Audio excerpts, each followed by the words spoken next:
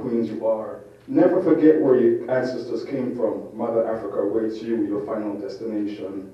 We must overcome the irony of trauma and defeat, strengthen our mind, heart, body, spirit, and soul, and walk on our own 2 feet. So I say this, rise up, my kings and queens. Rise up and feel the strength of your ancestors that lives within. Summon your ancestors and walk with them. But you should also pick up your cross and walk with him. His name is Christ Jesus, the Son of God that lives within. Thank you.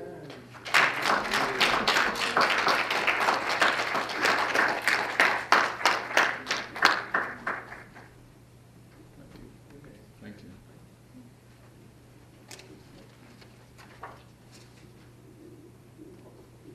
Ladies and gentlemen, we have another performer. Goes by the name of Kilo DeVille.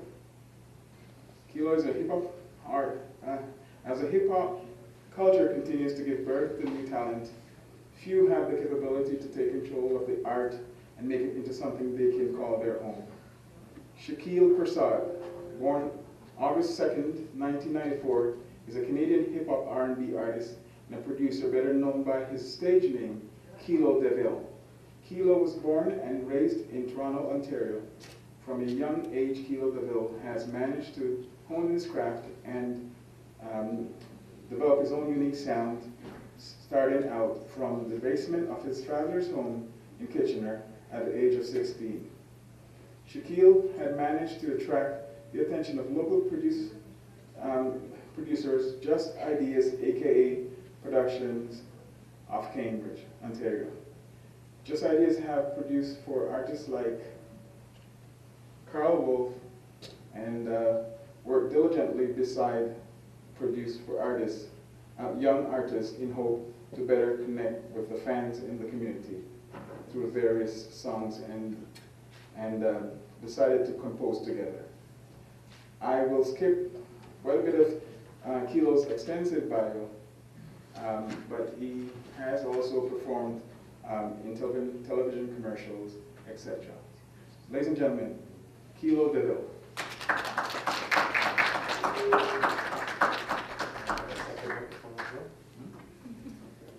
How's everybody doing today? Whenever you're ready, it's better days.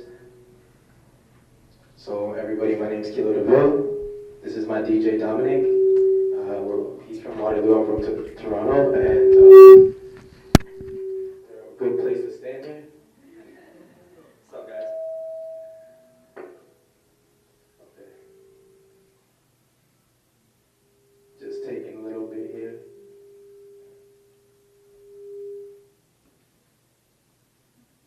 Big file, high quality.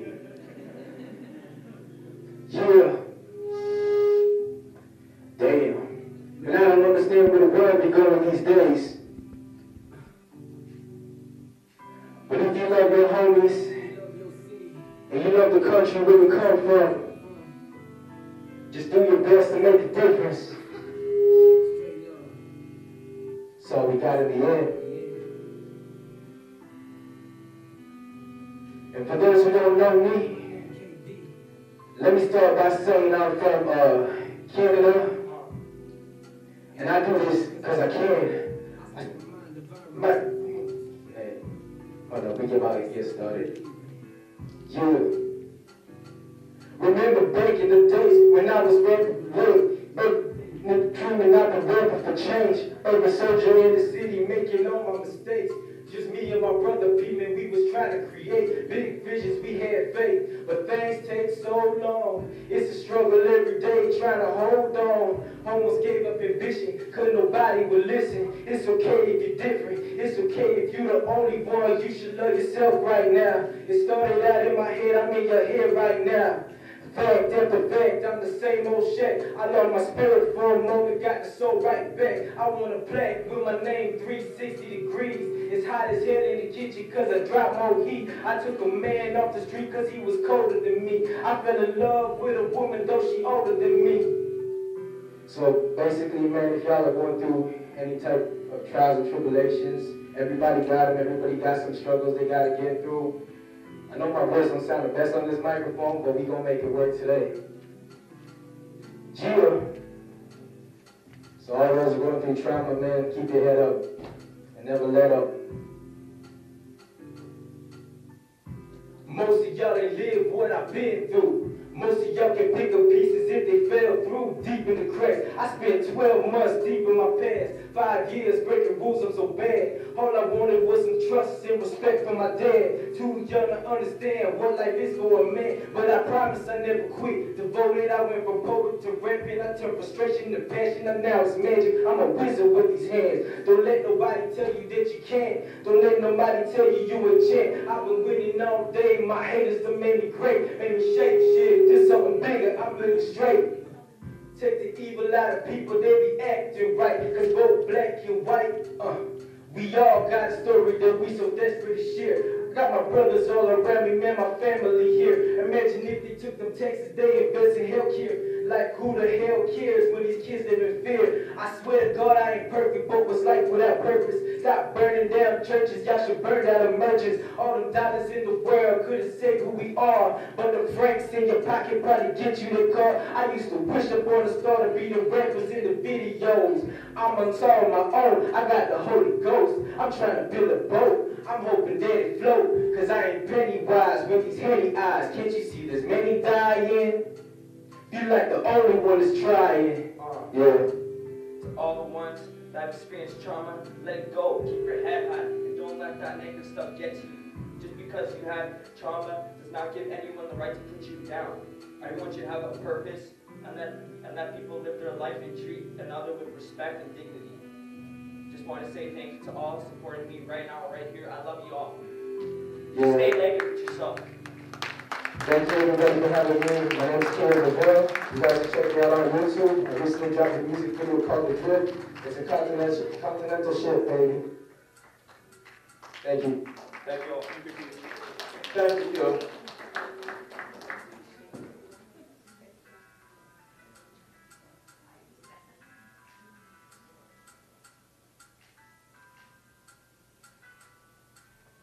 Thanks again, guys. Excellent performance. God to run for mayor of the city of Toronto. And he surprisingly finished 12th out of 42 candidates. That's the boldness that we need, folks. You know, I hate bios. And there's one in your program, so I encourage you to take a look at it. It's nice, short, and sweet. But I thank you very much for your graciousness and for the incredible invitation to be here today. And I thank C Flavor for coming up before me because they definitely packed the house. So give it up again to them. We're going to be all right. Let me hear you say that. We're going to be all right. I hope so. I hope so. Well, today is the day I look forward to for weeks. Only to have it put in jeopardy by one decision by someone else. And everything that I had planned was erased. And I was forced to come up with a new plan. The hardest part of this whole experience is having to decide, do I become bitter or better? And I think it's a perfect way for me to begin my topic on post-traumatic slave syndrome, because once we break it down for what it is, we're all going to be faced with a choice. Do we become bitter or do we opt for better? The choice is going to be yours today to make. I chose better because I owe it to those who have sacrificed before me, those whose entire life existence was to be forced into labor. Our children never played or went to school. The family dynamic never had a chance to develop, and our culture was cut short. I actually regret having to speak on the subject of slavery in February. You know, the slave experience seems to dominate the themes that we hear in the month of February. And it many times overshadows every genius and heroic and inspiring thing that we've accomplished all over the world. To think a mighty African race all over the globe making impact and contribution to societies. I mean, what other race do you know that does that? Considering where and what we've come from is simply amazing, miraculous. And we all should be very proud of what we've accomplished so far. To me, African American Heritage Month or Black History Month should be used to focus on the heroes and the sheroes of our existence and not just on the time we were enslaved. I personally was inspired in 2016 to lead a revolution, one that in fact was realized, televised, and criticized. This revolution is called Emancipation Month. And it is in August, which is the month, in 1833, that the British made slavery illegal in all of the Commonwealth countries, including Canada. Does anyone know any other Commonwealth countries? Anyone?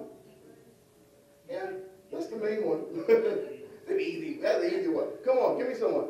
Name any Caribbean island. Caribbean islands, yes. Australia too, of course, yes. And Jamaica, Trinidad, all Tobago, Grenada. These are all places of the Commonwealth. So when the British made slavery illegal in Canada, that covered the Caribbean as well. They left my friends in Sri Lanka to stay slaves for much longer because they made tea there. And you know, British people got to have their tea. So Emancipation Day is August 1st, to be specific, here in Canada, which is celebrated in some parts of Canada. Not enough, and I believe that's an issue that this generation needs to address and fix. But something profound happened in 2016. I was called upon to raise this flag at City Hall, which made Canadian history, as it was the first time this flag was flown on government property. Has anyone seen this flag before? Yes? Good. Good. Well, it's 98 years old. And how old is Canada? 150. That's an easy question again, guys. Take it easy on you, because it's been a long day. We just celebrated it, 150. So think about it. This flag is 98 years old. All right? It's a completely different world we lived in 150 to 100 years ago. And this flag was given to us by the UNIA, ACL, which was founded by the Honorable Marcus Garvey, a native and national hero of what country? Yeah, man. Yeah, man. Jamaica, man. And the reason why this flag was created because there was a song in the 1900s, and it was called "Every Race Has a Flag But the Coon." And it was very popular at the time, even played on the radio, pointing to the fact that we were a flagless, nationless, identityless people. So it was determined by the hundreds of thousands of members of the UNIA, ACL at the time, that these three colors would stand as a uniting flag of people of African descent all over the world. The red represents the blood and sacrifice of our people. The green here, the black represents the people. The people. That was another easy one. And the green represents Mother Africa.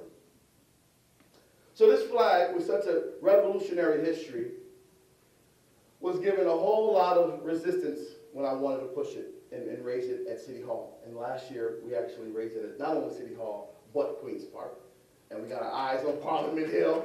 Absolutely. Thank you for that applause. Glory to God and the ancestors, for sure. But the reason why I brought this up is because they mentioned me as the co-founder of Emancipation Month. But I want you to know what August became for us. Because while I was struggling to get the city to approve this flag to be risen on August 1st, which was Emancipation Day, they kept pushing it back and making it harder for me to get a date so I can actually tell the community when this event was happening. So I picked a day way in the future. I think it was the last Sunday of August. And I had to just hope that it went through.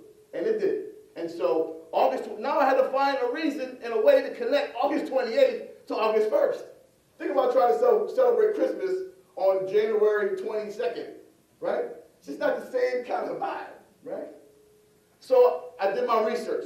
And what I discovered was that on August 28th, the same bill that we celebrate August 1st, the same bill that was signed August 1st, that was implemented August 1st, 1834, was actually first written on August 28th, 1833.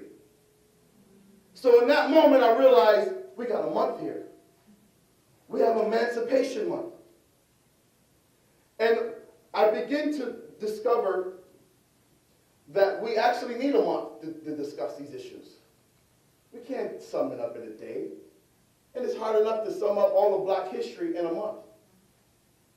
And so we begin to use August as a platform to begin having tough conversations, specifically post-traumatic slave syndrome, which affects both whites and blacks, because we all suffered some form of trauma.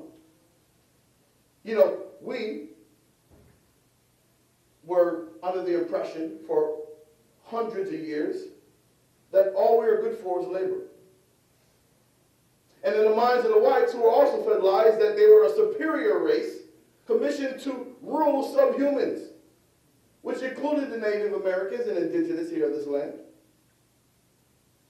If you look up something called the Manifest Destiny, okay, it was a deplorable doctrine that the whites used to justify conquering and eliminating anything in their way so that they could build the society that they believed should be here in the Americas that we live in.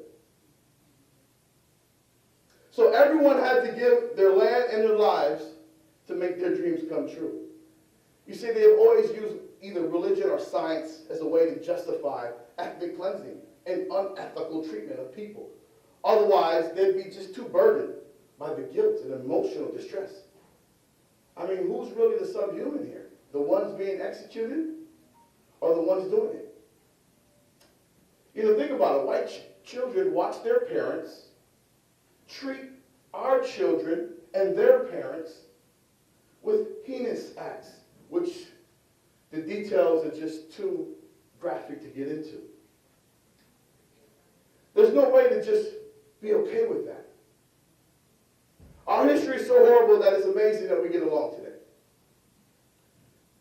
But I think it's a credit to our ability to love, our ability to recover, and our ability to want peace, to want unity, and to want harmony. So because we all suffer trauma in one shape, form, or fashion, we have to have these conversations. And so we're focusing on August to have it. But today is a very important time because of the vision of this group put together this very important event so that we can hear from specialists. And so I want you to just give it up, please, for all the experts that came here and gave their time to make sure that we can have a forum like this so that we can start the healing process, because it has to happen. And there's no better day than today. So today I'm here to speak about the trauma, not just from slavery, but the effect of colonialism on our people. You see, from African slavery to the Caribbean colonialism, to North America's racism, and racism all over the world. There's been various degrees of assault and constant attempts of annihilation.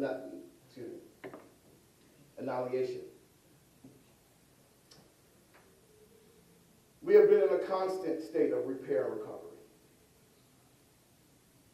I was first introduced to the concept of post-traumatic slave syndrome when I found the book, which is by Dr. Joy DeGruy, and I want you to look her up online. She has hours and hours of her speeches, and it's just really profound and inspiring.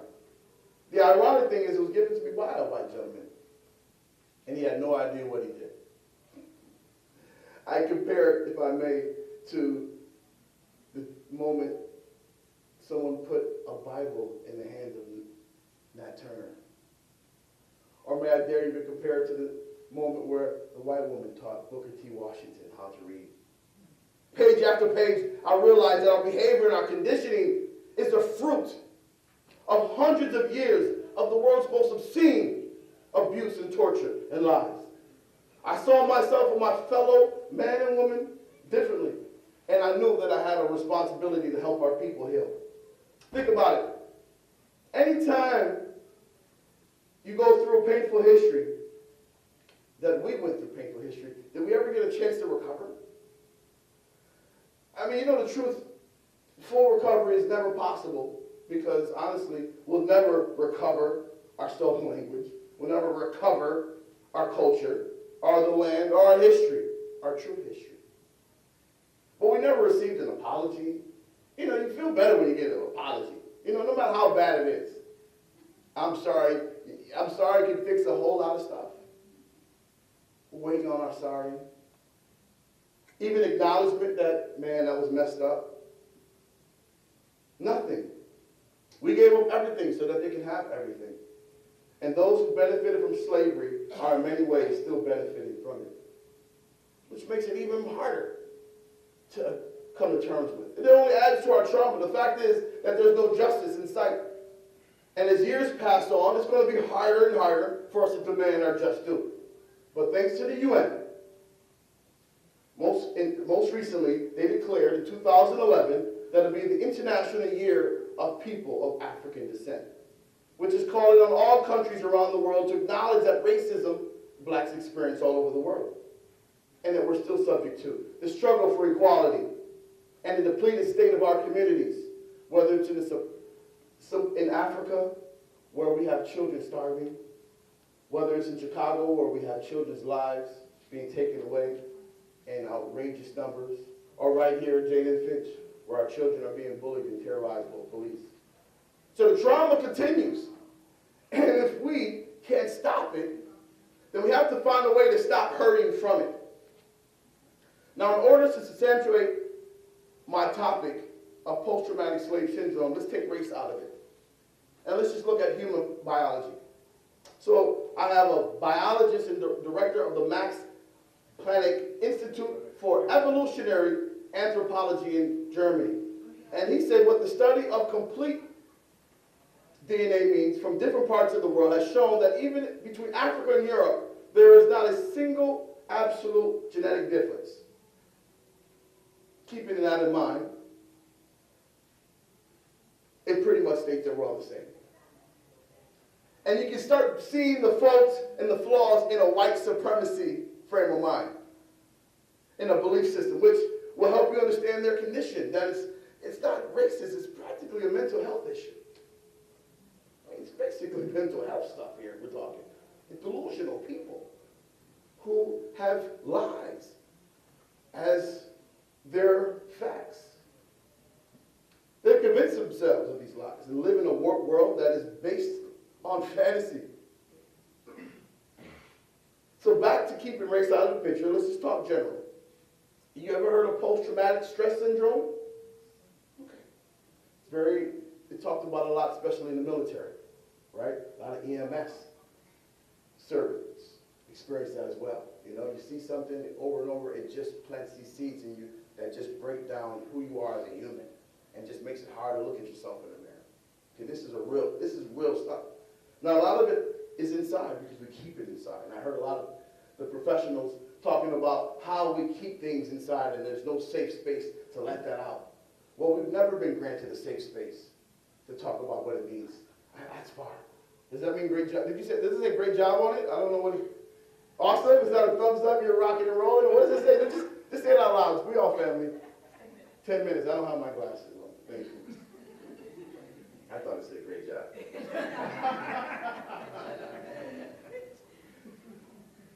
Okay, so we know post-traumatic stress syndrome is real. We also have medical terms such as transgenerational trauma. Now, this is transferred from the first generation of trauma survivors to the second and further generations of offspring of the survivors. Okay, so that's a medical term.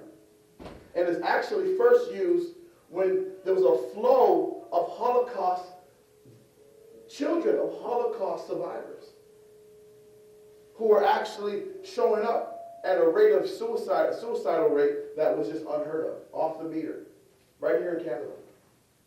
And so they started to look into that and try to explain it. And they were able to connect it to the past experiences of their ancestors. There's another term called collective trauma, which happens to large groups of individuals. And it says it can be transmitted transgenerationally and across communities. Things such as war, genocide, slavery, terrorism, and other things like that would qualify for collective trauma. Now, do you think we qualify? Do we identify with any of those terms? Yeah. Okay. 400 years is it's hard to forget. It's hard to forget. And that's a lot of time. It's a lot of time to be programmed and broken. So we endured the worst example of slavery ever performed. The kind of slavery that we experienced, I should say, different from the kind of slavery that was prominent around the world, where people were slaves and then you earn yourself freedom. We were basically treated as property. We were treated as property, our animals, and the kind of slavery that they considered, that we were exposed to in the Caribbean and North America by the Europeans, was that whoever owned a slave, you owned them forever and ever and ever, and their children became your slaves. And they were automatically enslaved. Now this was supported and made legal by the European governments. And we are the children of those who suffered under those conditions, who had to sing, "Oh Canada." More trauma. More trauma. So it's true. And, slavery exists in Africa, and it still does, and I'll be remiss if I don't talk about the fact that, the recent discovery of Libya and the slavery that's taking place there. And I just felt that it was important that I mentioned the fact that, that we are going to have to do something about that. And that I truly believe that we are in a position to do something about that. And they're really counting on us. And I just wanted to just make that clear, because slavery continues, and we have an opportunity to do something about it.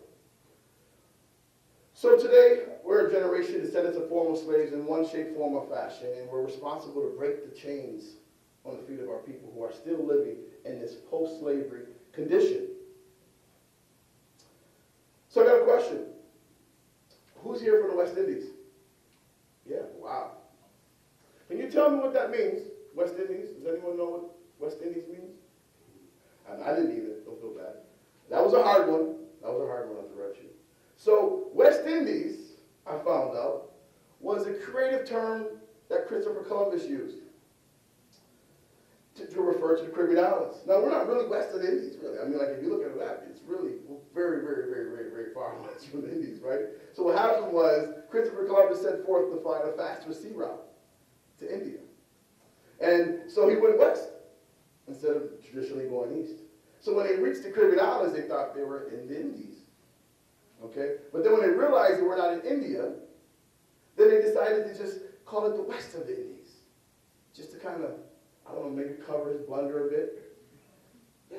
So here we are, proud West Indians, right? Claiming a term that is a cover-up, blunder, marketing ploy for Christopher Columbus. So when we try to root ourselves into the history that we know, when we find out how fragile it is, more trauma. So the trauma continues. And the worst part, I believe, is in addressing post-traumatic slave syndrome is, in fact, the first part, the realization of it. Because for anyone who has to relive this trauma, it's difficult. You're opening wounds, right? You're actually learning things that you've learned your whole life. You got to unlearn. You know how hard it is to unlearn? You think learning is hard? Unlearn something. Go ahead and try to unlearn something. Try to break a bad habit. Good luck. Good luck. So the other R's are not only realization, which is what we're doing today, but it's also reconciliation, because we got to heal. We got to heal. And revitalization, because we got to get back to where we're supposed to be. We have to as a people. And I know events like this will be very, very important parts of us doing that. So I'm just going to just go down a bit, just so that because what's the next one? What's after 10? Is it 5? I hope it's 5. Don't tell me it's 2. What is that? The wrap-up comes after 10? What about 5? Okay, all right. So let me get to the good part. So some of the things that we're still dealing with every day, that perpetuates this trauma, okay? There's microaggressions, and these are real terms, right? Now, we experience it every day, but we don't realize what we're truly experiencing. So there's a microaggression, where everyday verbal, nonverbal, environmental slights or snubs or insults that we have to deal with every day, just because we're black. There's micro-insults. There's micro-assaults. And micro-invalidations. You're not in your room, you go into a store, how long does it take for them to say, "Can I help you?" You're not valid, you're invisible, right? Those things hurt, because you walk out talking about it. Can't believe they followed me in the store. Can't believe it took 20 minutes to ask me, "How can I help you?" Right? those things add to the trauma. And what's difficult about those